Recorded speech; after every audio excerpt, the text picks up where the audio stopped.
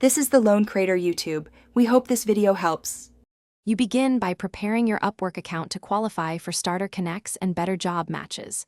Complete your main profile fully, add a clear photo, portfolio samples, and a focused overview so algorithms show you to clients. Verify your identity and link payment methods. Once done, check notifications for any one-time promotional connects.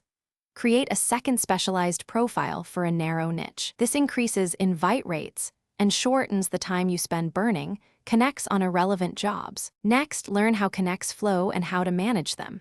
You receive a monthly allotment that resets, so prioritize high-fit proposals and save connects for those. When you need more, buy connects in bundles. Make sure to compare per connect cost and only top up when ROI looks favorable. Also, join or form an agency if possible.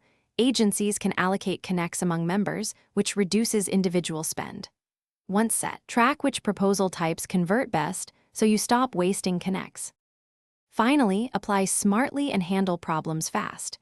You should write short, targeted proposals that show value quickly, because higher conversion means fewer connects per hire. Always accept client invites when relevant. Those do not cost you connects. Monitor the Upwork promotions or skill tests that sometimes award free connects.